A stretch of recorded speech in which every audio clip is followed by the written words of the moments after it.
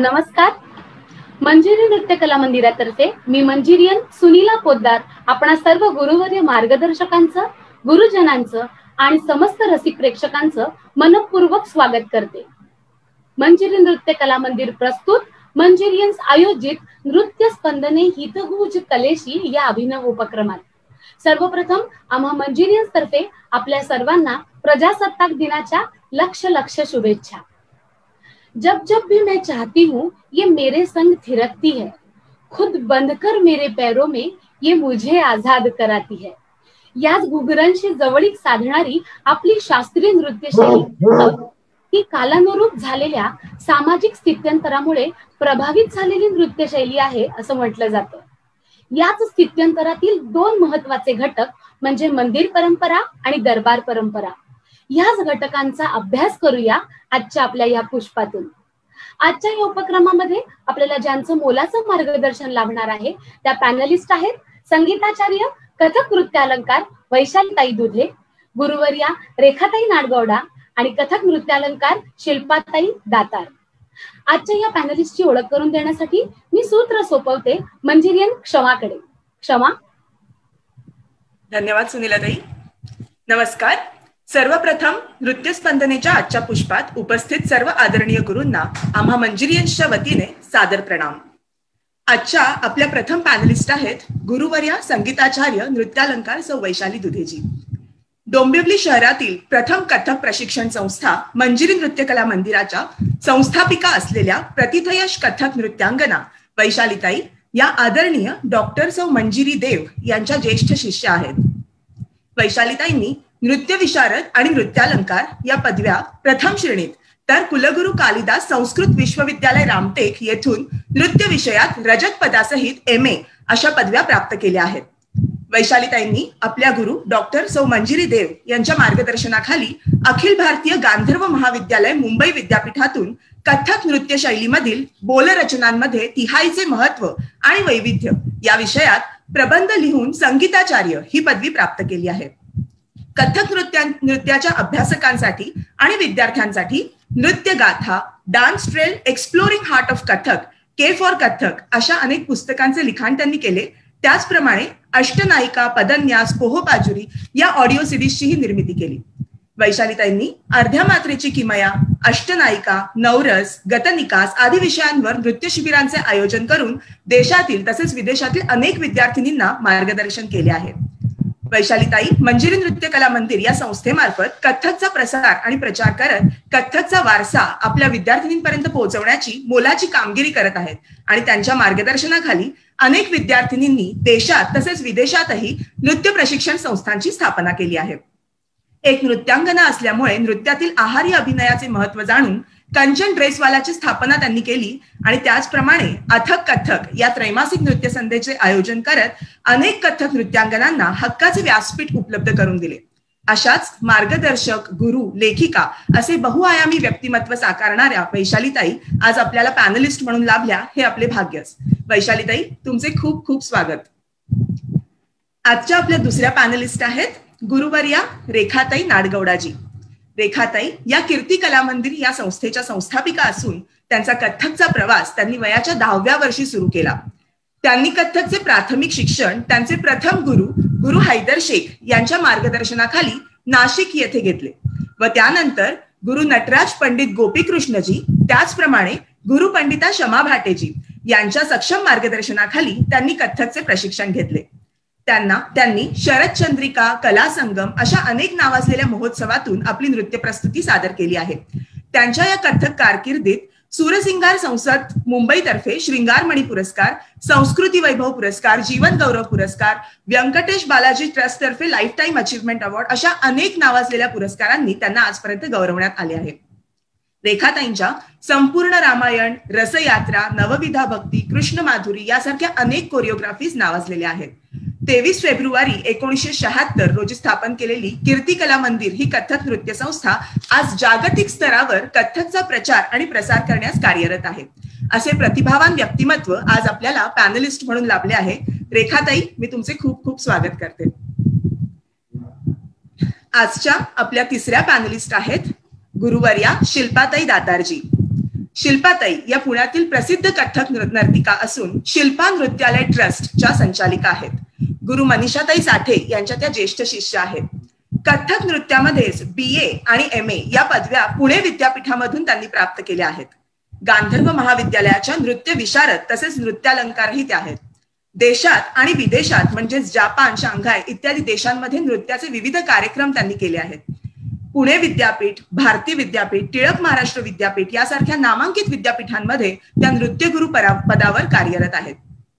सामाजिक बांधिलकी जपत गेले 20 वर्षापेक्षा जास्त काळ पुण्यातील रेड क्रॉस संस्थेच्या मूकबधिर मुलांना मोफत नृत्याचे शिक्षण त्या देत आहेत. तसेच स्वतःच्या ट्रस्टच्या माध्यमातून त्यांचे विविध कार्यक्रम करून कलेच्या माध्यमातून त्यांना सक्षम बनवत आहेत. या कार्याकरता विविध पुरस्कारही त्यांना मिळाले आहेत. विजया भालेराव कथ्थक पुरस्कार, गानवर्धन संस्था, स्वर्गीय पंडिता रोहिणी भाटे तरुण कलाकार पुरस्कार, रोटरी व्होकेशनल सर्व्हिस अवॉर्ड इत्यादी असं उत्तुंग व्यक्तिमत्व आज आपल्याला आपल्या कार्यक्रमामध्ये लाभलं आहे आणि म्हणूनच शिल्पाताई तुमचे खूप खूप स्वागत. या पुढील कार्यक्रमाची सूत्र मी मंजिरियन सुनीलाताईकडे सुपूर्द करते. धन्यवाद. धन्यवाद मंजिरियन क्षमा. आता तत्परतेने वळूया आपल्या मुख्य विषयाकडे, जो आहे मंदिर आणि दरबार परंपरा. वैशालीताई, मला तुमच्याकडे वळायला आवडेल. कथक परंपरेमध्ये मंदिर परंपरा आणि दरबार परंपरा या संकल्पना म्हणजे नेमकं काय किंवा त्यामागचा नेमका हेतू काय? वैशालीताई.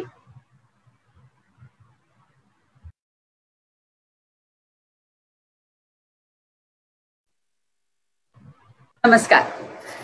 माझ्यातर्फे सगळ्यांना, सगळ्या प्रेक्षकांना, सगळ्या पॅनलिस्टना, सगळ्या मंजिरियन्सना आपल्या प्रजासत्ताक दिनाच्या हार्दिक शुभेच्छा. बघ, मंदिर आणि दरबार ही दोन्ही कला प्रस्तुतीची व्यासपीठ आहेत, म्हणजे रंगमंच किंवा नृत्य सादर करण्याची जागा. अगदी प्राचीन काळापासून आढावा घेतला तर आदिमानव अवस्थेपासून प्रगत होत होत मानवी समाजाची बांधणी झाली. त्यातून वेगवेगळ्या संस्कृती निर्माण झाल्या. देव, धर्म, कर्मकांड, आचार विचार अशा विविध संकल्पना निर्माण झाल्या, ज्यातून धार्मिक आचरण किंवा उपासना असे सामाजिक व्यवहार निर्माण झाले. विकासाच्या अशाच विविध टप्प्यांवर अनेकविध कलांचा जन्म झाला. भारतीय संस्कृतींनी या कलांना परमेश्वर पूजनाचं माध्यम मानलंय. जसं गंध, पुष्प, धुपारती करून आपण देवाची पूजा करतो, तसंच कला सादर करून देवाची पूजा मांडण्याची आपली प्रथा होती. इथे भारतीय संस्कृती किती खोलवर विचार करते पहा. एखाद्याला आपल्याला काही अर्पण करायचंय तर जे आपलं आहे, ज्यावर आपला अधिकार आहे, ज्यावर आपलं स्वामित्व आहे, तेच आपण दुसऱ्याला भेट देऊ शकणार ना. मग आपल्या देहाच्या माध्यमातून निर्माण होणाऱ्या कला, या कलांइतकं वैयक्तिक किंवा इतकं पर्सनल गिफ्ट दुसरं काय असेल. म्हणूनच पूर्वी देवाचं देऊळ हे संगीतादी कला सादर करण्याचं ठिकाण असणं अगदी स्वाभाविक होतं. याशिवाय भारतीय संस्कृतीमध्ये देवासाठी देवदासींची योजना केली जायची. या देवदासींचं देवाशी लग्न लावून देत, मग त्या आजन्म मंदिरात राहून नृत्य गायन करून देवाची सेवा करत. यावरूनच आपल्या लक्षात येतं की मंदिरामध्ये कला सादर केल्या जायच्या. इथे विचारात घेण्याचा अजून एक मुद्दा म्हणजे मंदिरामध्ये किंवा प्राचीन काळी एकंदरच करमणुकीची साधनं मर्यादित होती. लोक आपली दैनंदिन कामं आटपून संध्याकाळच्या वेळी मंदिरात एकत्र येत. मग देवापुढे मंदिराच्या गाभाऱ्यात आपली कला सादर करून कलाकार जमलेल्या प्रेक्षकांचं मनोरंजन करत आणि त्याचा मोबदला म्हणून समाजाकडून या कलाकारांच्या उदरनिर्वाहाची सोय केली जाईल. आता कथक नृत्याच्या बाबतीत सांगायचं झालं तर कथा कहे सो कथक, ह्या उक्तीतच नृत्य संगीताच्या सहाय्याने देवादिकांच्या कथा सांगणं हा कथक नृत्याचा गाभा आहे हे आपल्या लक्षात येतं. आणि इथेच कथकच्या मंदिर परंपरेचं मूळ आपल्याला सापडतं. म्हणजे मंदिरामध्ये नृत्य संगीताच्या स्वरूपात कथाकथन केलं जाईल, त्यातूनच कथक नृत्याची मंदिर परंपरा आकाराला आली असं आपण म्हणू शकतो. पण पुढे काय झालं, कथकची जन्म आणि कर्मभूमी असलेल्या उत्तर भारतावर अनेक परकीय आक्रमणं झाली. इतिहास आपल्याला सांगतो की प्रत्येक जेता आपण जिंकलेल्या प्रांतावरती आपलं अधिपत्य स्थापन करताना आपला धर्म, आपली संस्कृती, आपल्या परंपरा प्रस्थापित करण्याचा प्रयत्न करतो. त्यामुळे काय झालं, पर्शियन राज्यकर्त्यांनी इथे पर्शियन संस्कृती रुजवण्याचा प्रयत्न केला आणि या प्रयत्नात सिंधू संस्कृतीचा पाया असलेली मंदिर परंपरा त्यांनी नष्ट करण्याचा प्रयत्न केला आणि त्यातून काय झालं, मंदिरं उद्ध्वस्त केली गेली. जिथे कलांचा प्रमुख रंगमंच असणारी मंदिरच उद्ध्वस्त झाली, तिथे स्वाभाविकपणे कलाकारांना आश्रयच उरला नाही. आणि मग इतर अनेक कलाकारांप्रमाणे कथक कलाकार सुद्धा देशोधडीला लागले. आता कुठल्याही सर्वसामान्य माणसाप्रमाणे आपल्या मूलभूत गरजांसाठी कथक कलाकारांनी सुद्धा धडपड करणं स्वाभाविकच होतं. त्यामुळे मंदिरांचा आश्रय नाहीसा झाल्यावर आपल्या उदरनिर्वाहासाठी कथक कलाकारांनी राजा महाराजांचे दरबार गाठले आणि ये न केन प्रकारे राजाश्रय प्राप्त केला. थोडक्यात कथकचा रंगमंच बदलला, कारण आश्रयदाते बदलले. मंदिरांची जागा दरबारांनी घेतली. इथे हेही लक्षात घ्यायला हवं, जसं स्टेज चेंज झालं तसं आश्रयदात्यांची अभिरुची सुद्धा बदलली.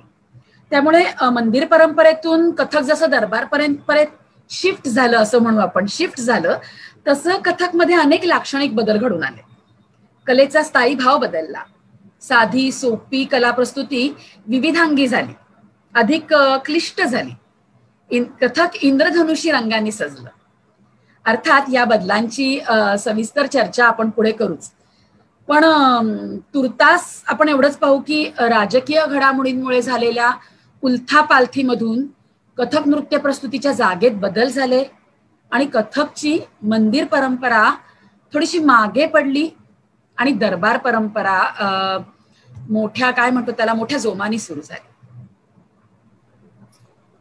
वैशालीताई, म्हणजे ह्या दोन मुद्द्यांवरून मंदिर परंपरा म्हणजे नेमकं काय आणि दरबार परंपरा म्हणजे नेमकं काय हे तुमच्याकडून खूप अगदी सोप्या पद्धतीने समजून घेतल्यानंतर रेखाताई, मला आपल्याकडे वळायला आवडेल आणि आपले ह्याच विषयावरती मार्गदर्शन घ्यायला खूप आवडेल.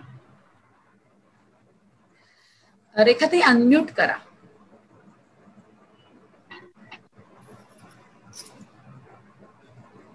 भारतीय इतिहास आपण जर बघितला तर त्याचे जे कालखंड आहेत वेगवेगळे, म्हणजे भारतीय इतिहासाचे म्हणजे आपण नृत्याचा अभ्यास करताना नृत्याच्या इतिहासाचे पण येतात. त्याचे असे कालखंड आहेत की इसवी सन पूर्व काळ म्हणजे प्राचीन काळ, त्याच्यानंतर पहिल्या शतकापासून ते 10व्या शतकापर्यंतचा पूर्व मध्यकाळ, त्याच्यानंतर 19व्या शतकाच्या मध्यापर्यंतचा उत्तर मध्यकाळ आणि नंतर आत्ताचा काळ, असे त्याचे कालखंड आहेत. आणि ह्या सगळ्याचा जेव्हा आपण अभ्यास करतो तेव्हा आपल्याला असं लक्षात येतं की प्राचीन काळापासून म्हणजे अपौरुषेय वेदकालापासूनच समाजामध्ये नृत्य होतं. त्यावेळेस वेदकाळामध्ये धार्मिक उत्सवांसाठी नृत्य होत होतं. रामायण महाभारताच्या काळामध्ये राज्याभिषेक, जन्मोत्सव, विजयोत्सव, नंतर इंद्रध्वजोत्सव, अशा सगळ्या उत्सवांच्या वेळी नृत्य व्हायचे. म्हणजे थोडक्यात काय तर आनंदाचा परमोच्च बिंदू नृत्य होतं आणि आजही तेच आहे. आणि त्यावेळेस सामुदायिक नृत्य व्हायचं, म्हणजे समुदायाच्या आनंदाची एक अभिव्यक्ती म्हणजे नृत्य असायचं. हे नृत्य समाजामध्ये प्रतिष्ठा पावलेलं होतं, समाज मान्यता होती. ते नृत्य कसं होतं माहिती नाही, पण नृत्य होतं. आणि ते नृत्य हे तर माणसाच्या जन्माबरोबरच आलेलं आहे पहिल्या. त्यामुळे त्याच्या पुढच्या काळात म्हणजे पूर्व मध्य काळात जसे जसे हिंदू राजे राज्य करत होते, त्याच्यातल्या गुप्त कालामध्ये म्हणजे समुद्रगुप्त, चंद्रगुप्त मौर्य, त्याच्यानंतर विक्रमादित्य यांच्या कालखंडामध्ये गायन, वादन, नृत्य, चित्र, शिल्प ह्या सगळ्या ललित कलांचा तो सुवर्ण काळ मानला जातो. चंद्रगुप्त मौर्य वीणावादक होता स्वतः उत्तम. चंद्रगुप्त मौर्याच्या काळामध्ये म्हणजे दुसऱ्या चंद्रगुप्त मौर्याच्या काळात, 2 चंद्रगुप्त मौर्य आहेत ना, दुसऱ्या चंद्रगुप्त मौर्याच्या काळात म्हणजे विक्रमादित्याच्या काळामध्ये ह्याचा परमोच्च बिंदू गाठला गेला. आणि त्या गुप्त काळामध्ये जी चाणक्य नीती लिहिली गेली, त्या चाणक्य नीतीमध्ये कौटिल्याने लिहून ठेवलंय की राज दरबारामध्ये नृत्य किंवा म्हणजे गायन वादन ह्या सगळ्या ललित कला असणं खूप जरुरी आहे. त्यांच्या संगीताचार्यांची, नृत्याचार्यांची नेमणूक होणं खूप जरुरी आहे. आणि ती नेमणूक फक्त मनोरंजनासाठी नव्हती, तर ती प्रॉपर शिकवण्यासाठी होती. त्याचा अभ्यास करण्यासाठी होती. दरबारातल्या लोकांनी पण किंवा काय म्हणतो राजदरबारात असलेल्या सगळ्या सेवकांनी दासदासींनी पण त्याचा अभ्यास करणं जरुरी आहे असं त्यांनी लिहून ठेवलं. इतकंच नाही तर ह्या नृत्याचार्यांचं वेतन पण लिहून ठेवलंय. त्यांनी कुठे कार्यक्रम केल्यानंतर किती पैसे घ्यायचे हे पण लिहून ठेवलंय. त्याच्याही पुढे जाऊन त्यांनी लिहिलंय की राजा हा फक्त कलोपासक म्हणजे कलेचा चाहता नसावा, तो कला उपासक पण असावा आणि कला ग्राहक पण असावा. म्हणजे एकंदरीतच समाज सुसंस्कृत असण्यासाठी कलेची नितांत गरज आहे हे सिद्ध होतं. आणि नृत्यकला ही तर दृकश्राव्य कला असल्यामुळे तिचा तर प्रभाव अधिकाधिक होता. ह्याच गुप्त कालामध्ये संपूर्ण भारतभर मंदिरं बांधली गेली. त्याच्या आधीपर्यंत फक्त कथा सांगणाऱ्यांचा समूह असायचा. ते कथा सांगायचे, पुराणातल्या कथा सांगायचे, त्याच्यासाठी सुरांचा माध्यम घ्यायचे, अधिकाधिक रंजक करण्यासाठी नृत्यातून त्या पेश करायचे. पण त्यांना अशी एक जागा नव्हती तोपर्यंत. ती जागा मंदिरांमुळे मिळाली आणि ह्या राजांनी ह्या मंदिरांमध्ये ह्या संगीताचार्यांची नृत्याचार्यांची नेमणूक केली ईश्वरोपासनेसाठी. आणि ईश्वराच्या दर्शनासाठी ईश्वरोपासनेसाठी जो लोकवर्ग तिथे येत होता त्यांचं मनोरंजन तर करायचंच, पण त्याच्या बरोबरच समाज प्रबोधनही करायचं, त्यांना संस्कार द्यायचे. या हेतूनी सगळ्या रामायण महाभारतातल्या कथा सांगितल्या जायला लागल्या. ह्याच कालखंडामध्ये वैष्णव धर्माची पण स्थापना झाली आणि मग रामकृष्ण ह्यांच्या कथा लोकांपर्यंत पोचायला लागल्या आणि त्या पोचवताना कुठेही आपल्या भारतीय संस्कृतीला कुठेही एवढूसा पण धक्का लागणार नाही त्या प्रस्तुतीकरणातून, ह्याची दखल घेतली जाईल. अशी ही मंदिर परंपरा सुरू झाली. तिथून पुढे मोगल काळामध्ये जेव्हा मंदिरं उद्ध्वस्त झाली तेव्हा मगाशी वैशाली म्हटली तसंच की ह्या नृत्याचारांना साहजिकच चरितार्थासाठी राजा दरबारी जावं लागलं आणि त्यांचं व्यासपीठ बदललं. जे मंदिर होतं ते राजा दरबार झालं. जी कला होती नृत्यकला ती ईश्वरोपासनेऐवजी राजाच्या खुश करण्यासाठी झाली. म्हणजे ईश्वराला पण जसं देवाला प्रसन्न करण्यासाठी नृत्य होत होतं त्याच्याऐवजी राजाला प्रसन्न करण्यासाठी झालं. आपोआपच ते सगळे बदल जे अपेक्षित होते ते अपेक्षित बदल राजदरबारात झाले आणि नृत्याचं थोडंसं स्वरूप हे ईश्वरोपासनेपेक्षा राजाचं मनोरंजन असं झालं. अशी ही दरबार परंपरा सुरू झाली. खरंच रेखाताई, म्हणजे केवळ करमणुकीचं साधन इतकंच ते मर्यादित न राहता त्याच्यातून समाज प्रबोधन आणि समाजाला सुसंस्कृत करणं आणि तरीही त्याची शालीनता टिकवणं हेच जणू काही या संकल्पनांमधून आपल्याला सांगितलं गेलंय. आता पुढे वळते मी शिल्पाताई आपल्याकडे. मंदिर परंपरेमध्ये कथकचा केंद्रबिंदू हा नेमका काय होता? नमस्कार. सर्वात प्रथम मी माझ्या गुरु मनीषाताई यांचे आशीर्वाद घेते आणि आज आपल्यामध्ये रेखाताई उपस्थित आहेत. रेखाताई आपलेही आशीर्वाद घेते. असं आपण म्हणतोय की मंदिर परंपरेमध्ये कथकचा नेमका केंद्रबिंदू काय होता. मला असं वाटतं की जर मंदिरच अस्तित्वात नसती तर कथक नृत्य जन्माला आलं असतं का? इतका अजोड असा त्यांचा संबंध होता. आता आपण जे ऐकलं त्याच्यावरनही आपल्याला कळतं की जर इतका तो त्याचा पाया होता. कथक नृत्याचा मंदिर परंपरा विकसित होण्याचा मुख्य हे कथक नृत्य विकसित होण्याचं मुख्य कारण हे मंदिर परंपरा आहे असं मला वाटतं.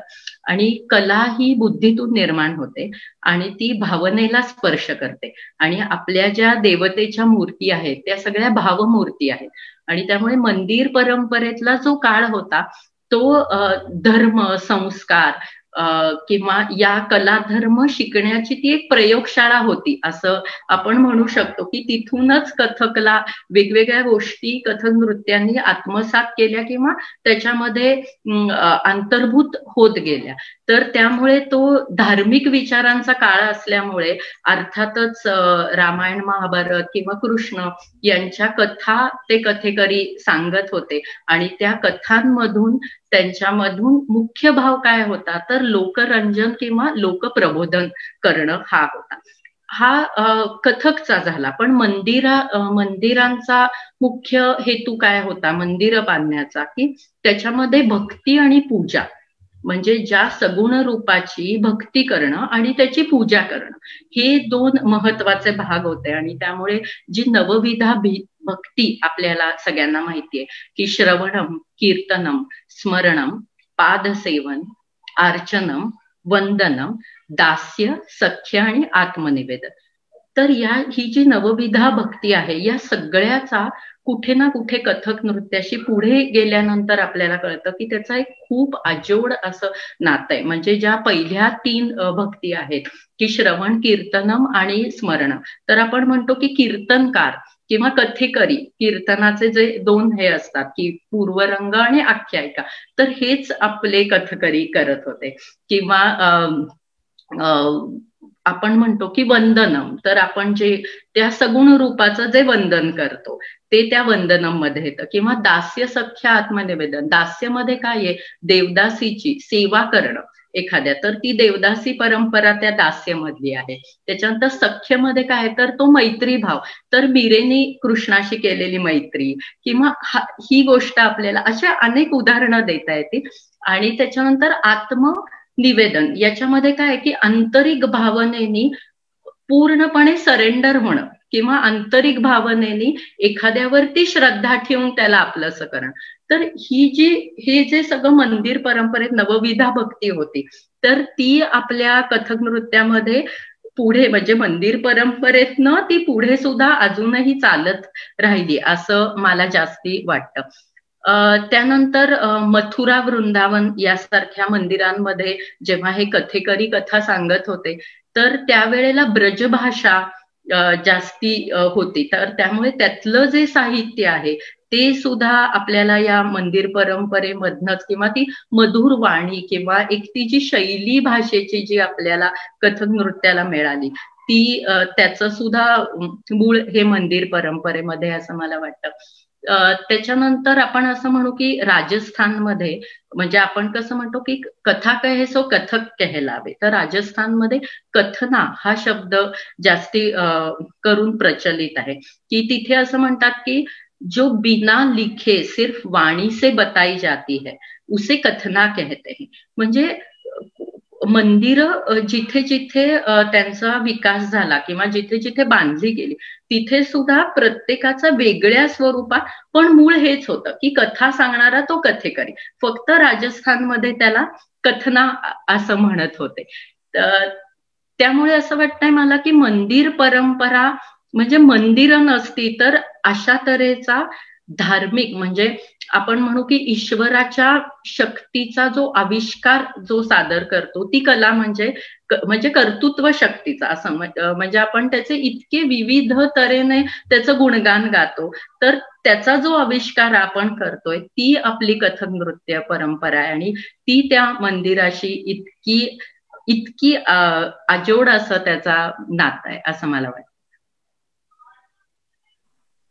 खरंच म्हणजे शिल्पाताई नवविधा भक्तीची जी जोड तुम्ही या संकल्पनांना दिलीत ती खूपच आमच्या सगळ्यांसाठीच खूप महत्वाची आहे.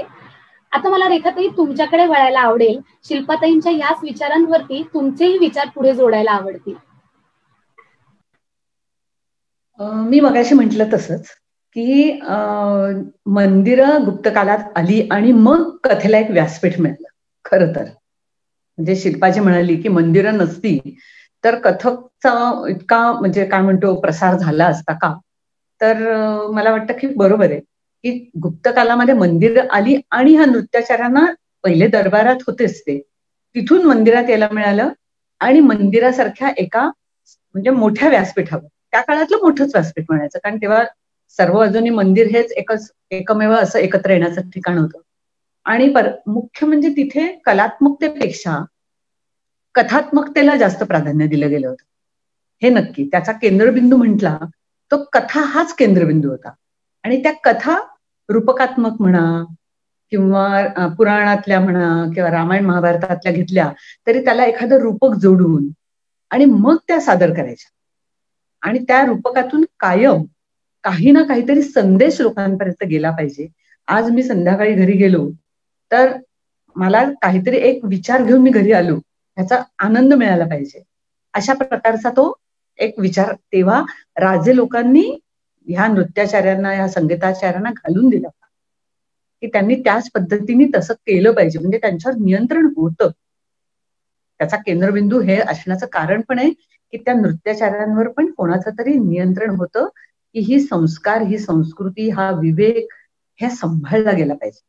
आणि तो केंद्रबिंदू होता त्याचा, त्या कथकचा केंद्रबिंदू हा तो होता की लोकांचं नुसतं रंजन नाही करायचं तर त्यांना एक काहीतरी विचार द्यायचा आणि तो विचार घेऊनच त्यांनी त्यांचं आयुष्य जगताना त्या विचाराचा आधार घेतला गेला पाहिजे, असा एक केंद्रबिंदू त्यावेळेस पाळला जात होता, असं जे एकंदर आपण वाचतो त्याच्यातनं लक्षात येतं.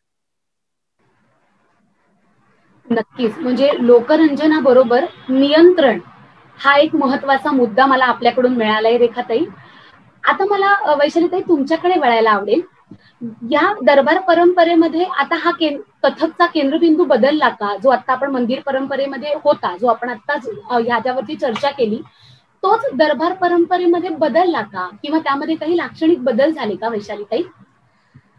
हे बघ, आता अगदी प्राचीन काळी नृत्य कसं सादर होत असे त्याचा जसं रेखाताई म्हणाल्या आपण केवळ अंदाजच बांधू शकतो, पण आत्ताच रेखाताईंनी आणि शिल्पानी सांगितलं त्याप्रमाणे मंदिर परंपरेतलं कथक म्हणजे जे कथा प्रधान होतं, देवादिकांच्या कथा सांगणं, परमेश्वराची स्तुती करणं, असं काहीसं असावं.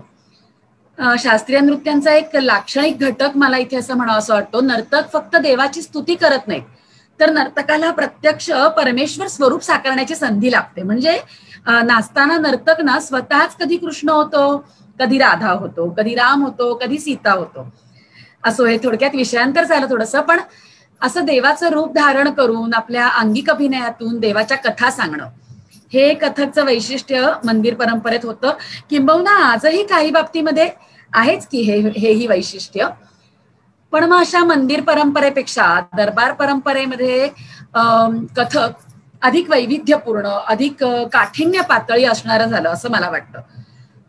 खर तर कथक सादरीकरणाचा आज जो वस्तुक्रम बांधला गेला आहे त्याची सुरुवात किंवा हा जो वस्तुक्रम बांधला गेलाय त्याची पायाभरणी, बेस त्याचा तयार झाला हा दरबार परंपरेतून झाला असं मला वाटतं. ज्या काळात मंदिराची कथकची दरबार परंपरा विकसित होत होती त्याच काळात अनेक प्राचीन सांगीतिक तत्वांचा कथकमध्ये कदाचित नव्याने समावेश केला गेला. उदाहरणार्थ नाट्यशास्त्रात जे वेगवेगळ्या प्रकारचे अंगिक अभिनय सांगितलेत, म्हणजे हस्ताभिनय, पादाभिनय, भ्रमरी, छलांग, काही वैशिष्ट्यपूर्ण करण, तसंच संगीत रत्नाकर मधलं लय, ताल ह्या संकल्पना किंवा लयकारी, अशी अनेक सांगीतिक तत्व कथकमध्ये याच काळात समाविष्ट झाल्याचं आपल्याला आढळतं. शिवाय दरबार परंपरेतच कथक नृत्य शैलीच्या प्रमुख घराण्यांची पाळंमुळं सापडतात. म्हणजे दरबार परंपरेपासून एकंदर कथक घराण्यांचा उदय आणि विकास झाला असं आपण अगदी नक्की म्हणू शकतो. आता याच काळात इतक्या सगळ्या घडामोडी घडण्याचं कारण काय असावं? तर मला वाटतं कोणताही कलाकार असो तो आजही म्हणजे आपण पाहतो की आपल्या कलेने प्रेक्षकांना प्रभावित करण्याचा प्रयत्न सातत्याने करत असतो. आणि दरबार परंपरेमध्ये तर आपल्या उदरभरणाची सोय व्हावी, आपलं स्थान निर्माण व्हावं, आपलं अस्तित्व टिकून राहावं, यासाठी कलाकारांना आपली कला अतिशय श्रेष्ठ किंवा दर्जेदार असल्याचं सिद्ध करणं भाग होतं. कारण मला असं वाटतं कदाचित दरबार कमी आणि कलाकार जास्त, म्हणजे इथे प्रचंड स्पर्धा होती. त्यामुळे मला वाटतं या चढाओढीतून प्रत्येक कथक कलाकार आपल्या नृत्यात आकर्षक, चमत्कृतीपूर्ण घटकांचा समावेश करायला लागला. जसं अत्यंत जलद गतीत नृत्य करणं, खूप साऱ्या चक्रांचा समावेश करणं आपल्या नृत्यामध्ये, लयकारी मध्ये खूप विविधता आणणं, प्रचंड लयकारी करणं, म्हणजे नाविन्यपूर्ण अंगमुद्रा करणं, बंदिशींच्या नवनवीन रचना करणं, उपज सारखी उत्स्फूर्त कलाकारी करणं, फरमाईशी किंवा कमाली सारख्या गणितीय काथ्याकूट करण्याची आवश्यकता असणाऱ्या रचना करणं, ही सगळी वैशिष्ट्य दरबार परंपरेतच कथक तालांगाचं अविभाज्य अंग बनायला लागली.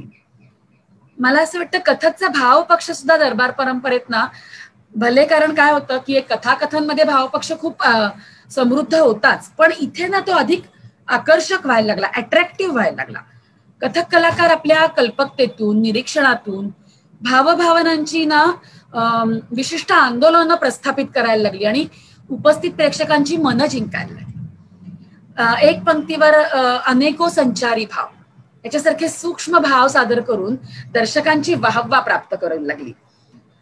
गाता गळा असणाऱ्या लखनौ घराण्याच्या नर्तकांनी तर स्वयं गाकर भाव प्रस्तुत करण्यासारखी कलाकाराच्या कलाकारीला आव्हान देणारी प्रस्तुती कथकमध्ये आणली.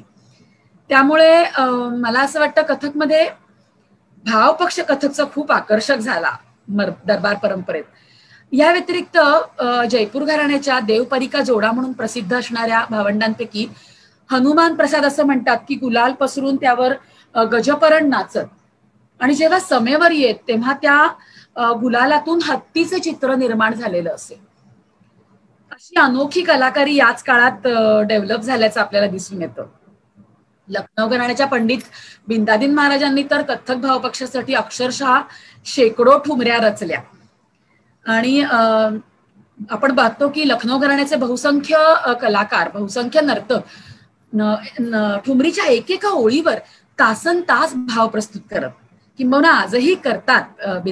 बिरजू महाराजांसारखे कथकचे अर्धवयू आजही एकेका ओळीवर असे भाव प्रस्तुत करतात की आपण अद्भुत रसाचा आपल्याला प्रत्यय येतो त्या ठिकाणी.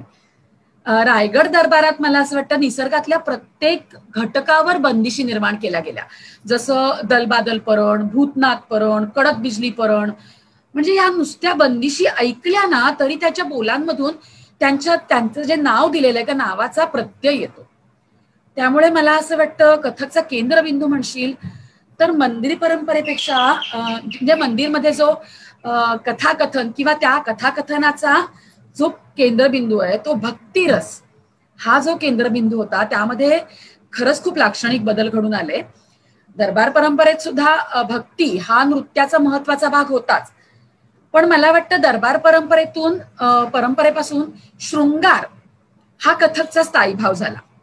भक्तिरस किंवा शृंगार रसच नाही तर वीर, हास्य, करुण, अद्भुत अशा नवरसांनी कथक परिपूर्ण झालं. जसं आता मगाशी रेखाताई म्हणाल्या, वैष्णव धर्मीयांच्या मधुरा भक्तीचा प्रसार करण्यासाठी कृष्णाभोवती फिरणारं कथक होतं आणि त्या कथकमध्ये कृष्ण आता निव्वळ परमेश्वर स्वरूप न राहता त्याची जागा सखा, सवंगडी, प्रियकराच्या भूमिकेत तो साकारला जाऊ लागला. हे सगळे बदल घडून आले कारण दरबार परंपरेमध्ये कलाकारांची आणि प्रेक्षकांची दोघांची मनोभूमिका बदलली होती. त्यामुळे हो, मला वाटतं की मंदिर परंपरेपेक्षा दरबार परंपरेमध्ये कथकचा केंद्रबिंदू नक्कीच बदलला फॉर गुड. अगदी खरे वैशालीताई, म्हणजे तुमच्या आत्ताच्या सांगण्यावरून मला खूप खूप महत्वाचे मुद्दे मिळाले, जसं कथकचा वस्तुक्रम किंवा काठिण्याची पातळी, किंवा जसं आपण म्हणतो जसं की प्रत्येक चांगल्या वाईट परिस्थितीतून कथकनी स्वतःला नेहमी त्यातनं चांगलं करून समृद्ध करायचा कसा प्रयत्न केला हेच जणू प्रतिबिंबित झालं मला तुमच्या या आत्ताच्या आमच्या मार्गदर्शनामधून. आता शिल्पाताई, मला तुमच्याकडूनही हे विचार ऐकायला आवडतील जे वैशालीताईंकडून आम्हाला मिळालेच आहेत, पण तरी सुद्धा शिल्पाताईंचे विचार आम्हाला ह्या मुद्द्यांवर ऍड करून खूप छान वाटेल. शिल्पाताई. नक्कीच, वैशाली आता म्हणली तसं की तिने आपल्याला सांगितलं की काय तऱ्हे कशा प्रकारे दरबार परंपरेमध्ये कथक नृत्य विकसित झालं.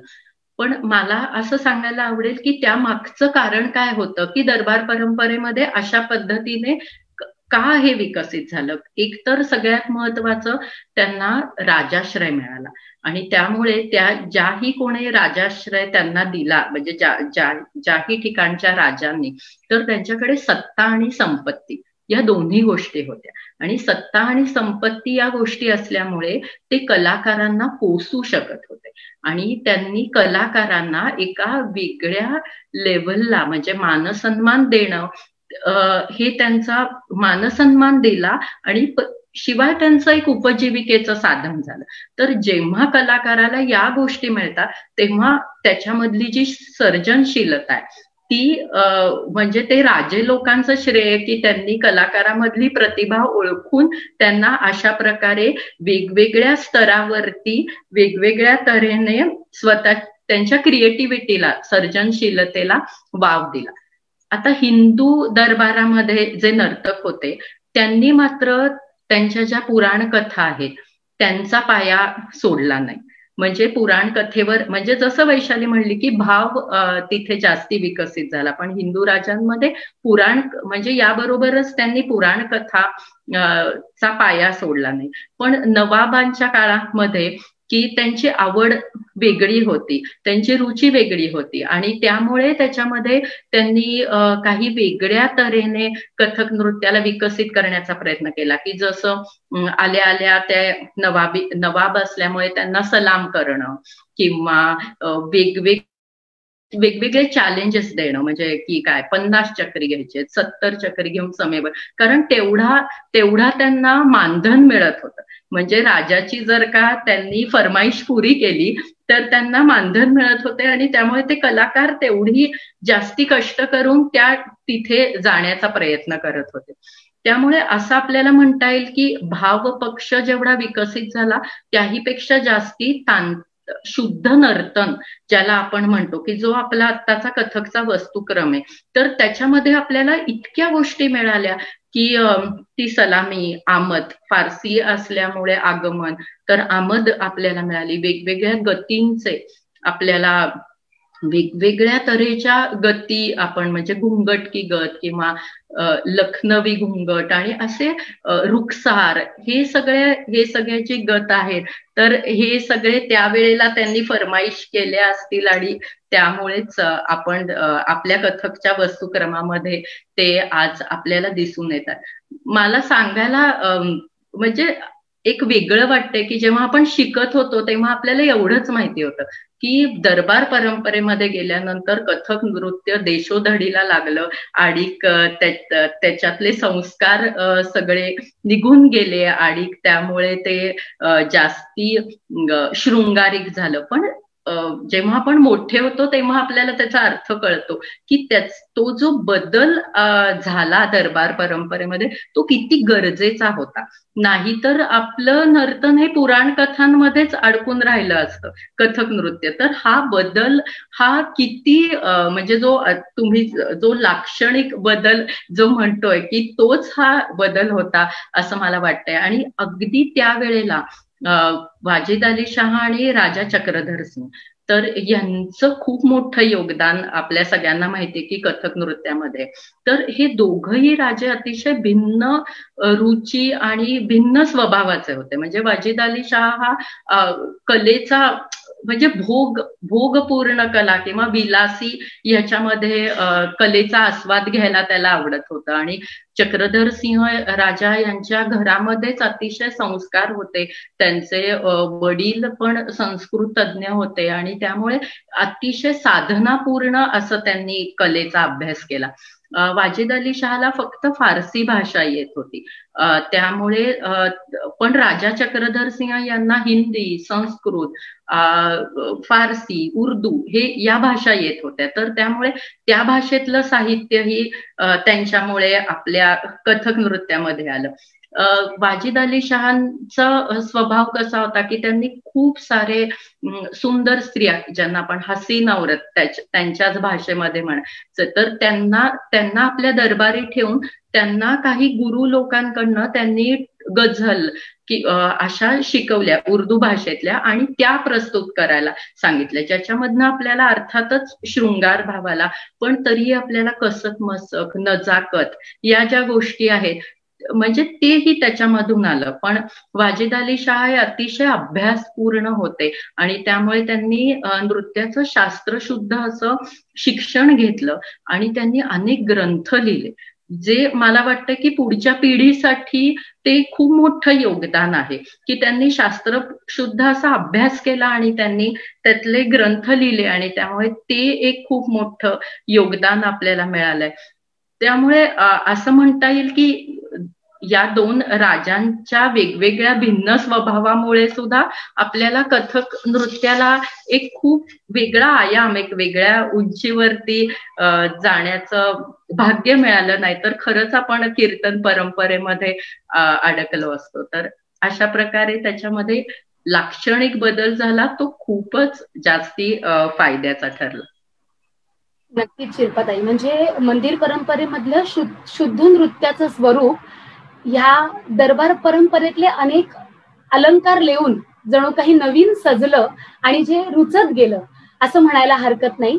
ह्याच मुद्द्यावरून आता मला पुढे वळायला आवडेल आणि रेखाताई तुमच्याकडे यायला आवडेल. काळाच्या बदलत्या प्रवाहाबरोबर मंदिर परंपरा संपुष्टात येणं साहजिकच होतं का रेखाताई? मंदिर परंपरा नष्टच झाली नाही ग. म्हणजे मला असं वाटतं की ती मंदिर परंपरा नष्ट झाली नाही. याचं कारण म्हणजे मी जे वाचत होते त्याच्यात असं आहे की ज्या कलाकारांना राजदरबारामध्ये सन्मान घेऊन राहायची गरज वाटली नाही, म्हणजे त्यांना तो अपमानास्पद वाटत होतं, ते मंदिरातच त्यांची कलोपासना करत होते. असे पण म्हणजे उल्लेख आहेत की ते करत होते तिथेच, आणि त्यांनी राजाकडनं कोणतंही म्हणजे उपजीविकेसाठीच चरितार्थासाठीच काहीच घेतलं नाही आणि स्वतःचा सन्मान राखत ती मंदिर परंपरेतच करत राहिले. आणि मला असं आजही जाणवतं की ही मंदिर परंपरा आजही नष्ट झालेली नाही. म्हणजे आज जे काही नृत्याचं आपण म्हणतो की शास्त्रीय नृत्याकडचं प्रेम लोकांना कमी वाटतंय का, किंवा मुली शिकतात पण तो आपण शास्त्रीय नृत्याचा कार्यक्रम बघायला जा म्हटलं तर किती लोक जातात बघायला? फक्त शिकणारेच जातात का? आम्हाला नृत्यातलं काय कळतंय, मग कशाला जायचं म्हणून म्हणजे तुम्ही थिएटरमध्ये नाही येणार लोक, किंवा तिकीट काढायचंय म्हणून नाही येणार. पण तुम्ही मंदिरात कार्यक्रम ठेवा. एक तर तो काही विनामूल्य असतो, दुसरी गोष्ट म्हणजे मंदिरात आहे आणि तिथे गेल्यानंतर अच्छा बघू तर या जाऊन की काय असतं नृत्य, आणि मग त्याच्या प्रेमात पडणारे पण खूप लोक आहेत.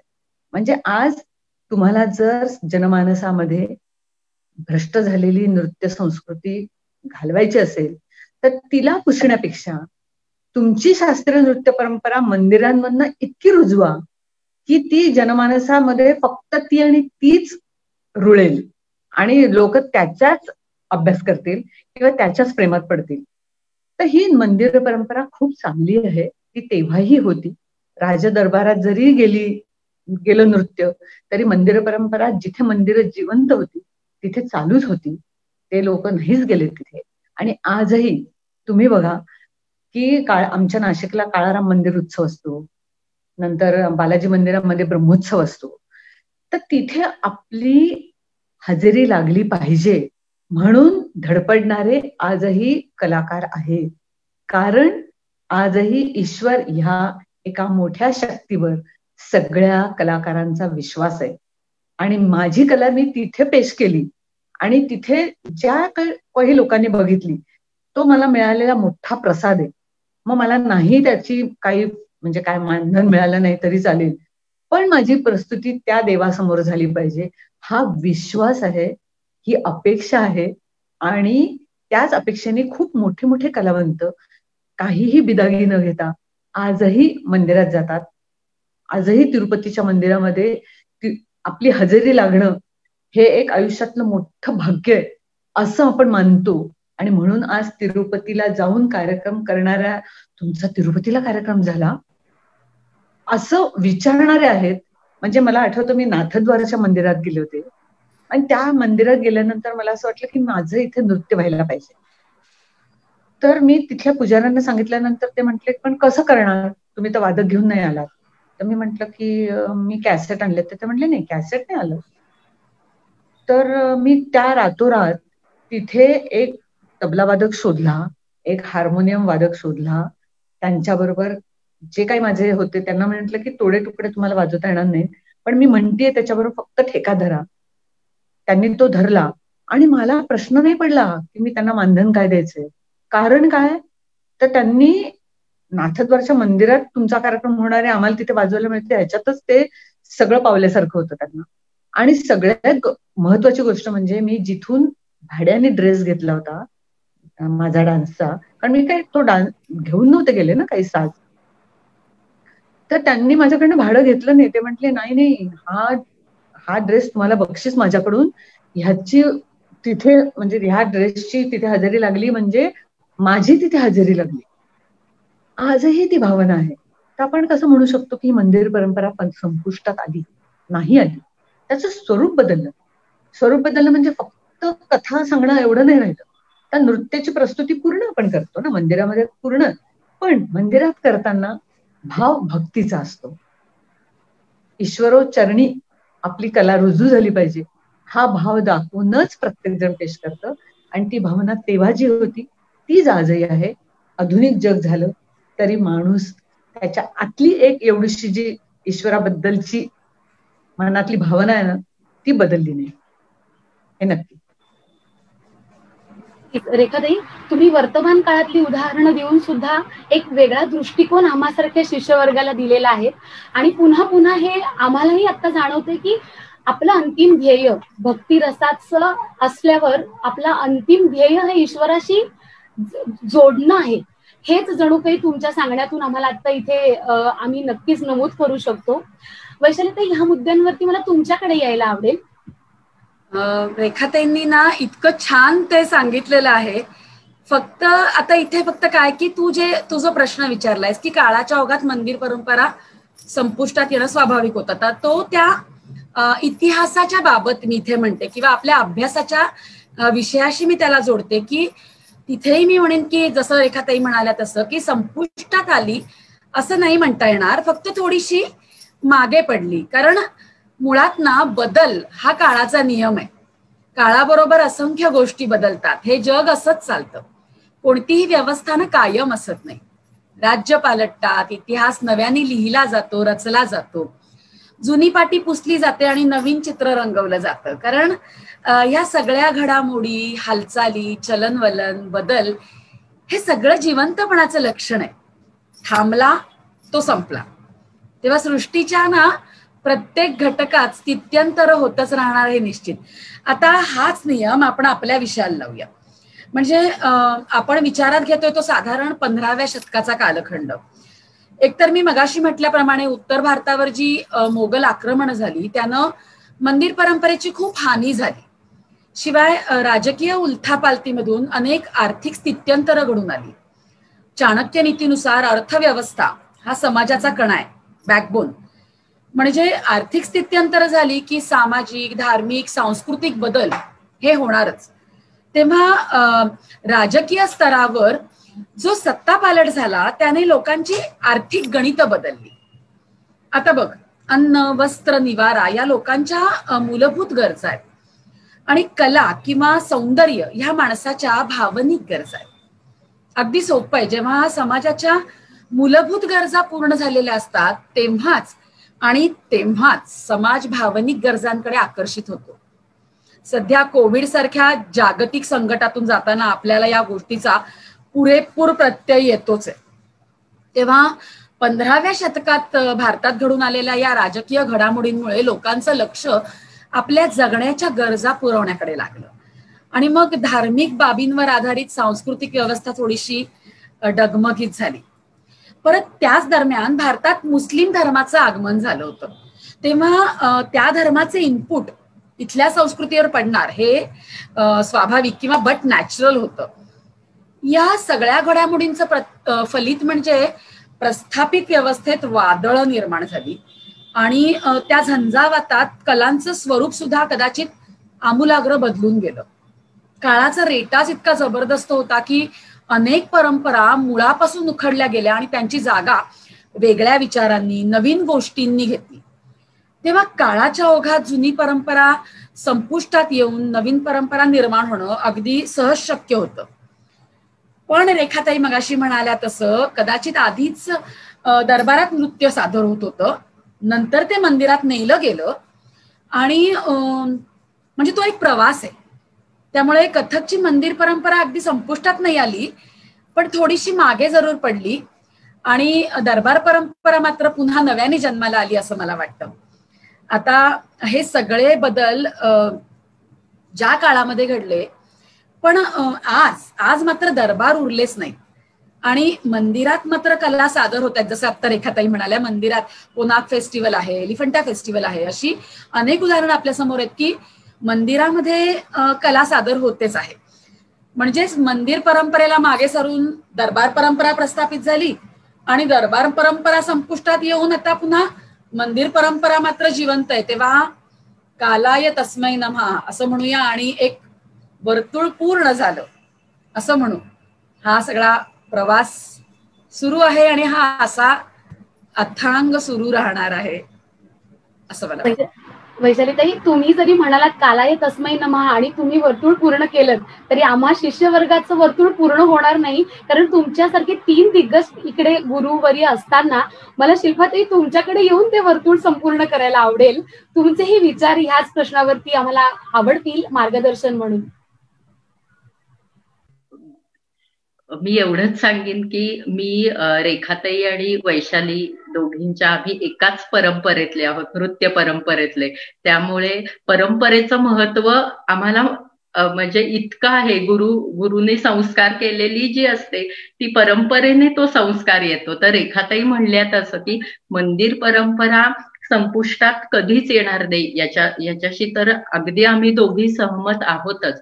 पण जसं वैशाली म्हणली की मंदिर परंपरेतनं दरबारामध्ये गेलं आणि दरबारातनं पुन्हा मंदिरात आलं, तर मंदिराची जी पायामुळं म्हणजे जे काही संस्कार आपल्याला झाले, तर आज नृत्य स्टेजवरती गेल्यानंतरही तेच सगळे संस्कार आपण आत्मसात केले. म्हणजे सुरुवातीला आपण स्टेजवर यायच्या आधी जसं मंदिरामध्ये आपण नमस्कार करून मगच आपलं पाऊल टाकतो, तसंच आपण स्टेजवरती करतो. किंवा आपण गेल्यानंतर पहिल्यांदा जेव्हा किंवा क्लासमध्ये जरी नमस्कार केला तरी आपला भाव काय असतो, आपण एक चक्कर घेतो, जमिनीला नमस्कार करतो आणि असं करतो. तर या स्पेस मधली जी पॉझिटिव्हिटी आहे किंवा त्याच्यातले जे काही चांगले संस्कार आहे ते काही काळापुरते माझ्यामध्ये येऊ देत. म्हणजे एखाद्या भक्ताशी आपण मंदिरामध्ये जाऊन कसं तल्लीन होतो, तर तोच भाव आपला नेहमी असतो. किंवा वंदना आपण करतो, तर त्या जेव्हा आपण स्टेजवरती वंदना करतो, जरी मंदिरामध्ये गेली नसली तरी सुद्धा त्या स्टेजवरच्या वंदनेमध्ये की आपण इतके एकरूप होतो त्या देवाशी. आणि जर का तो कलाकार एकरूप झाला तर जे प्रेक्षकांना जी रसानुभूती आहे की त्यांना मंदिरात असल्यासारखं एखाद्या देवतेला आपण बघतोय असं वाटावं, तर अशा तऱ्हेने ते बदल झाले. पण ते परंपरेला धरून आहेत. म्हणजे कला ही प्रवाहीच असावी लागते, पण ती जर का परंपरेला धरून जर का तिचा प्रवास झाला तर नक्कीच तिला कुठे बाधा येत नाही. तर त्यामुळे आपली कथक म्हणजे कथक नृत्य कला ही प्रवाहीच असणार आहे आणि ती इतकी परंपरेला धरून आहे की त्यामुळे अजून पुढचे अनेक वर्ष तरी त्या परंपरेला काही धक्का लागेल असं मला वाटत नाही. तर तुलसीदासांची एक चौपाई आहे की या संदर्भात मला सांगावीशी वाटते. राम नाम मनी दीप धरू जीह देहरी द्वार, तुलसी भीतर बाहर हूं जो चाहसी उजियार. म्हणजे ते असं म्हणतात की रामनाम हे देहाच्या मनाच्या उंबरठ्यावर ठेवलेला एक दीप आहे की ज्याचा प्रकाश हा शरीराच्या आतही पडतो आणि बाहेरही पडतो. त्यामुळे एखादं मंदिर बघताना आपली दृष्टी अतिशय दीपवून टाकतं, पण त्याच मंदिरामध्ये प्रवेश केल्यानंतर जे एक आत्मिक समाधान असतं ते वेगळं असतं. तर हेच मला असं वाटतं की हेच आपण नृत्य करतो तेव्हा सुद्धा आपल्याला जाणवतं की त्या जसं मगाशी रेखाताई म्हणल्या की मंदिरामध्ये नृत्य करणं हा एक वेगळाच भाग असतो. आता आज इथे खूप स्टुडंट आहेत, तर त्या सगळ्यांना माहितीच आहे की मंदिरामध्ये नृत्य व्हायचं तेव्हा आपण देवतेकडे तोंड करून आपण नृत्य करत होतो आणि प्रेक्षकांची देवतेकडे पाठ असायची. तर मला नेहमी असं वाटतं की तो एक प्रवास होता की म्हणजे त्या नर्तकांनी प्रेक्षकांची जरी पाठ असली तरी आपलं त्याचं जे दास्य भाव आहे तो त्याद्वारे नाहीतर आपण पाठ करून बसत नाही खरं तर देवाकडे.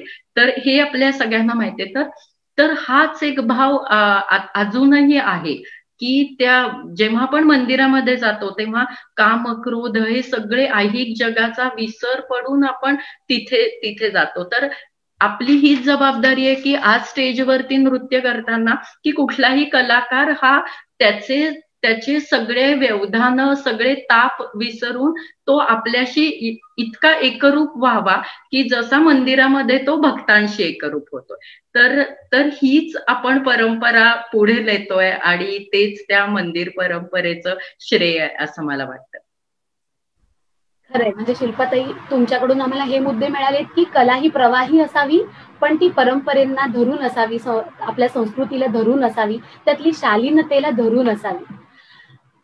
आता मला वळायला आवडेल आपल्या शेवटच्या मुद्द्याकडे. रेखाताई, तुमच्याकडून मला जाणून घ्यायला आवडेल, कथक वाटचालीसाठी मंदिर परंपरा, दरबार परंपरा या संकल्पना पूरक ठरल्या की मारक? रेखाताई. 100% पूरक. दोन्हीही परंपरा 100% पूरक ठरल्या. कशा? सगळ्यात महत्वाची गोष्ट म्हणजे ह्या दोन्ही परंपरांनी आपल्याला ज्या काही गोष्टी शिकवल्या त्यातली महत्वाची गोष्ट म्हणजे स्थल काल सापेक्षता.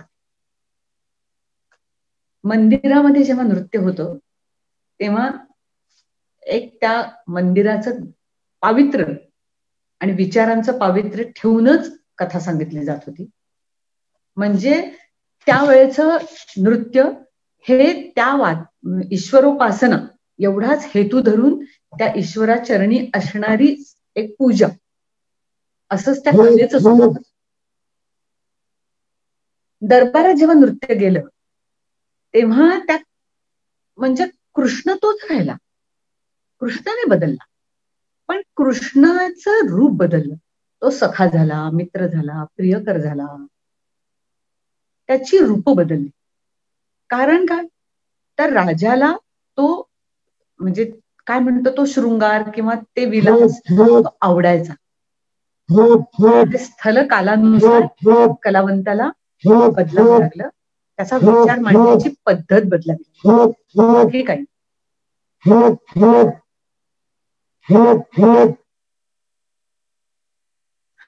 थांबले, मेसेजेस येत. ती स्थल काल सापेक्षता.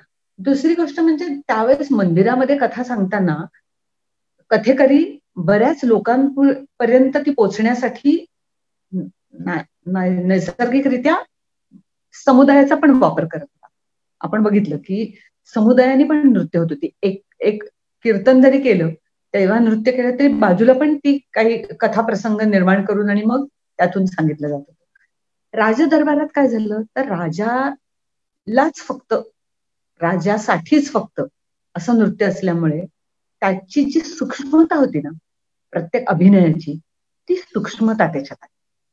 म्हणजे कथक नृत्यातली जी एक सूक्ष्मता आहे ती ह्या दरबार परंपरेमध्ये जास्त प्रकर्षाने वर आली.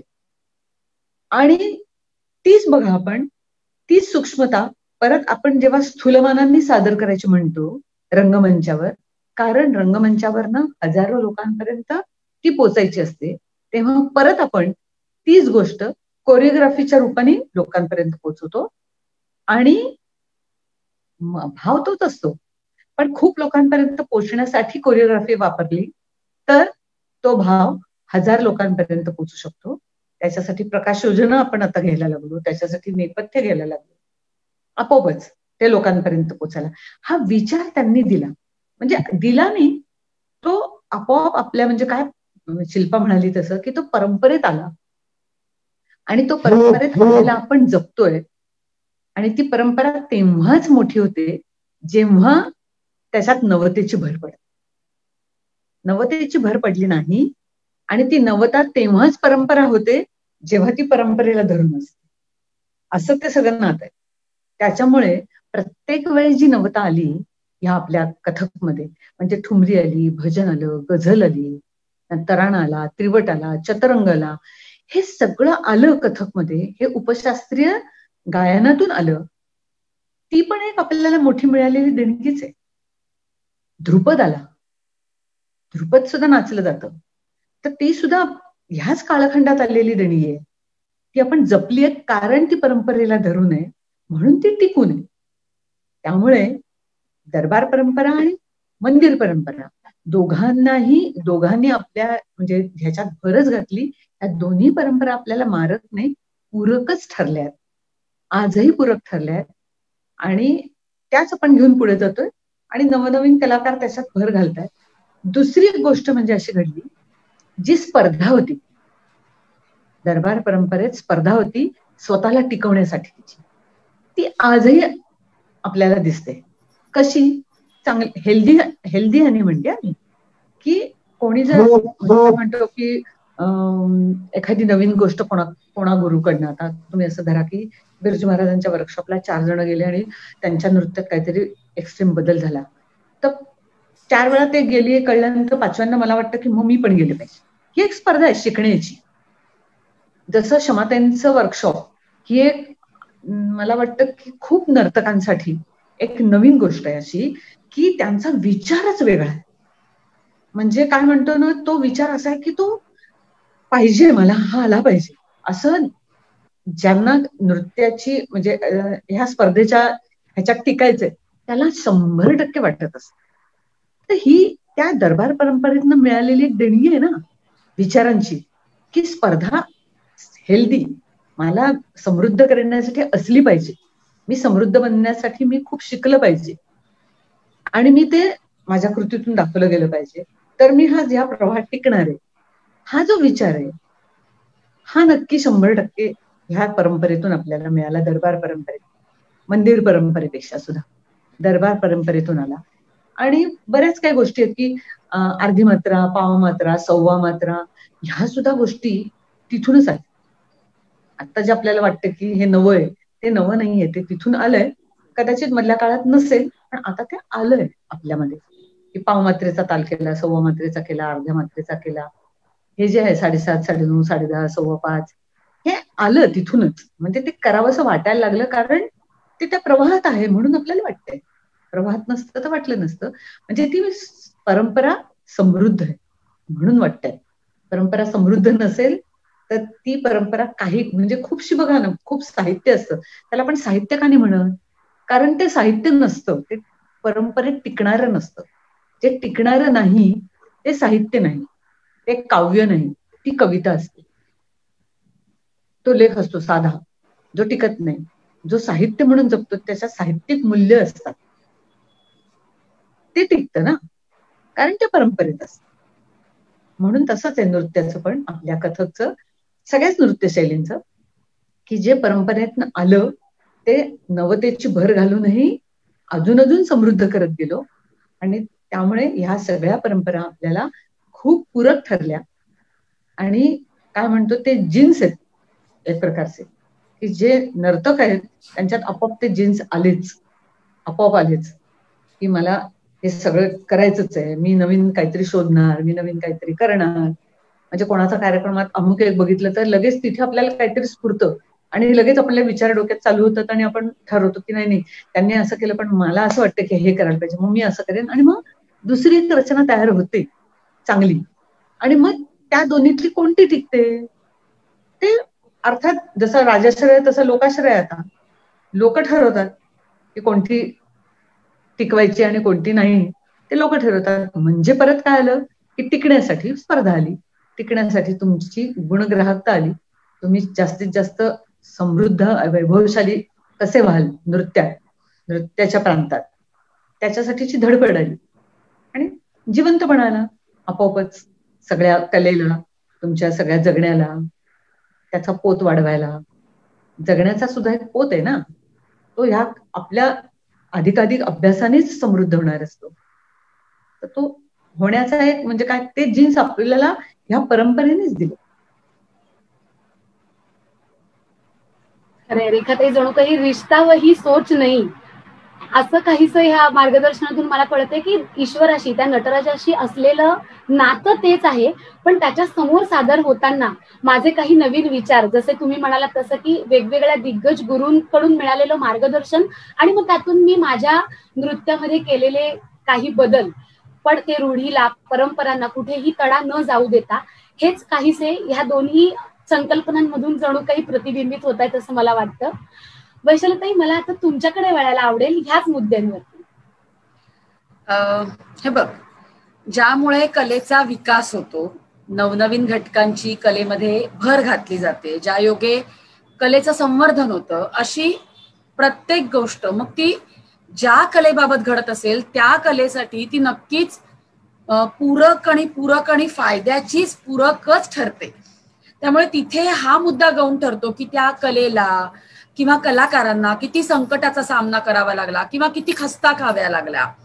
कलेच्या उज्ज्वल भवितव्यासाठी ना अशा गोष्टी कधीही मारक ठरत नाहीत, त्या कायम पूरकच ठरतात. मंदिर आणि दरबार या दोन्ही परंपरांनी कथ्थक नृत्य शैलीसाठी आपापलं विशिष्ट योगदान दिलं.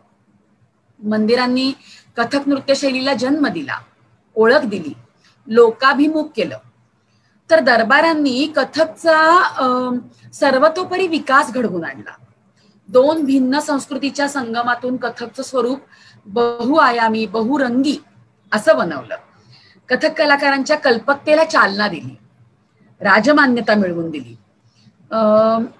मला असं वाटतं म्हणूनच कथक मध्ये मंदिर आणि दरबार या दोन्ही परंपरा कथकच्या सर्वांगीण विकासासाठी अत्यंत उपयुक्त ठरल्या. आता स्वातंत्र्य प्राप्तीनंतर कथक नृत्य शैली, मंदिर आणि दरबार दोन्ही परंपरांचं जणू काही संचित घेऊन एक अत्यंत आकर्षक अशी प्रमुख भारतीय शास्त्रीय नृत्य शैली म्हणून भारतातच नाही तर संपूर्ण जगभर विश्वात प्रसिद्ध झाली आहे. कथकच्या इतिहासात डोकावून पाहिलं तर या दोन्ही परंपरांमधून कथकमध्ये नवनवीन घटकांची भरच घातली गेली. मंदिरातलं शांत, सोज्वळ, भक्तिरसानं परिपूर्ण नृत्य जितकं आवश्यक होतं किंवा आहे, तितकंच दरबारातलं ऊर्जेने, उत्साहाने सळसळणारं, आवेशप्रधान, जोशपूर्ण नृत्य, शृंगार जो मानवी आयुष्याचा प्रधान रस आहे. कारण आपण म्हणतो की शृंगारातूनच इतर रसांची, की शृंगार रस हा इतर सगळ्या रसांना उद्दीपित करतो. त्याचा प्रत्यय कोणत्याही शास्त्रीय नृत्य शैलीला पूर्णत्व प्राप्त करण्यासाठी अत्यावश्यक आहे. आणि मग तो शृंगार रस प्राधान्याने ह्या दरबार परंपरेने कथकमध्ये आणला. त्यामुळे नवरसांचा, आणि जसं रेखाताईंनी आता ते अगदी छान एक्सप्लेन करून सांगितलं की कसं दोन्ही शैलीमधून आपण चांगल्या चांगल्या चांगल्या गोष्टी, म्हणजे मला असं वाटतं की ते म्हणतात ना, नीर क्षीर विवेक बुद्धीने तुम्ही चांगल्या गोष्टी तेवढ्या टिपा, तर त्या चांगल्या चांगल्या गोष्टी दोन्ही परंपरातल्या टिपून आता कथकचा खूप प्रचार आणि प्रसार होतोय आणि खूप आनंदाची गोष्ट आहे आपल्या सगळ्यांसाठी. ज्या कलेवर आपण इतकं प्रेम करतोय, ज्या कलेच्या म्हणजे साधनेसाठी, म्हणजे आजही मला असं वाटतं की आपण इतकी वर्ष 30-30, 40-40, 50-50 वर्ष आपण एका कलेची साधना करतोय, त्या कलेचा ध्यास घेतलेला आहे. त्या कलेची प्रगती या दोन परंपरांनी झाली, म्हणजे आपण त्या दोन्ही परंपरांचं काहीतरी देणं लागतो. या दोन परंपरांमधून आपल्याला खूप उत्तम ते आपल्या कलेसाठी मिळालंय आणि त्यातून कथकचा विकासच होतोय. जसं मी घराण्यांच्या बाबतीत म्हणते की तिन्ही घराण्यांचं हे ह्या घराण्याचं का, हे ह्या घराण्याचं का हा विचार न करता हे कथकचं आहे आणि त्याचा आपण सगळ्यांनी मिळून प्रसार करायचा आहे. तसं हे मंदिरचं आहे का की हे दरबारातलं आहे का, नाही, हे दोन्ही आपलं एकत्र घ्यायचंय आणि आपण हातात हात घालून सगळ्यांनी पुढे जायचंय आणि कथकला पुढे न्यायचंय. एवढंच आपण सगळ्यांना करू शकतो. आपल्या अंतरंगात मधुराभक्तीची ज्योत तेवत ठेवत पर्शियन परंपरेतील सादरीकरणाचे अनोखे अंदाज, उत्कट व भावपूर्ण कथानक या घटकांना आपल्यात सामावून घेत विविधतेतून एकात्मता हे ब्रीद वाक्य मिरवणाऱ्या भारत भूमीचं प्रतिनिधित्व करणारं आजचं हे कथक नृत्य. ज्यात मंदिर परंपरा आणि दरबार परंपरा एकमेकांच्या हातात हात घालून सौख्याने नांदताना दिसतात. दोन संस्कृतींच्या किंवा भिन्न कालांच्या या अनोख्या मिलाफाच्या याच टप्प्यावर आजच्या या अभ्यासपूर्ण विषयाची सांगता करूया. आजच्या या विषयाला इतक्या सोप्या पद्धतीने, सहज पद्धतीने आमच्या समोर उलगडणाऱ्या या अनुभवी पॅनलिस्टचे मी मनपूर्वक आभार मानते. मी 1 मिनिट इथे एक थोडासा मुद्दा ऍड करीन. आज प्रजासत्ताक दिन आहे आणि कथक नृत्य शैली भारतामध्ये हिंदू आणि मुघल म्हणजे हिंदू आणि मुसलमान दोन भिन्न संस्कृती कशा एकत्र गुण्यागोविंदाने नांदतायत हे ह्याचं इतकं मोठं प्रतीक आहे ना, इतकं मोठं प्रतिबिंब कथकमध्ये हिंदू आणि मुस्लिम धर्माच्या चांगल्या चांगल्या गोष्टी घेऊन आपण कसं एकत्र सुंदर कसं एक एक एक महान गोष्ट निर्माण करू शकतो ह्याचं हे कथक इतकं प्रतीक आहे. तर हे आज प्रजासत्ताक दिनानिमित्त मला असं वाटतं हे पुन्हा एकदा आपण आपल्या सगळ्या प्रेक्षकांना, आपल्या लहान मुलींना हे सांगू आणि हा एकतेचा वसा घेऊन आपण जसं कथक चालत आलंय तसा भारतही चालत राहणार आहे आणि सगळ्या विश्वासाठी मार्गदर्शक ठरणार आहे असं मला वाटतं. नक्कीच नक्कीच वैशालीताई, आजच्या या विषयाला इतक्या सोप्या पद्धतीने आमच्या समोर उलगडणारे या अनुभवी पॅनलिस्टचे मी मनपूर्वक आभार तर मानतेच, पण उपक्रमासाठी या झटत असलेल्या समस्त मंजिरियन्सचे मी आभार मानते. आजच्या या प्रजासत्ताक दिनानिमित्त एक मनापासून सुचवावंसं वाटतंय, जसं आता वैशालीताई म्हणाल्या की स्वप्न सगळेच पाहतात स्वतःसाठी किंवा स्वतःच्या हक्काच्या माणसासाठी, पण आपण कलाकार म्हणून एक वेगळं स्वप्न पाहूया आपल्या सर्व कलाकारांसाठी, आपल्या देशातील शास्त्रीय नृत्य शैलीच्या एकात्मतेसाठी आणि संवर्धनासाठी. आम्ही मंजिरियन्स नृत्य स्पंदने हितगुज कलेशी या मासिक उपक्रमातून आजच्या सारखेच असे अनेक अभ्यासू विषय घेऊन आपल्या सर्वांना भेटतच राहणार आहोत. पुन्हा एकदा मान्यवरांचं, तुम्हा सर्व रसिक प्रेक्षकांचं मनपूर्वक आभार मानून आज इथे स्वल्प विराम घेतीये. भेटू लवकरच. तोपर्यंत जीते रहो, रियाज करते रहो.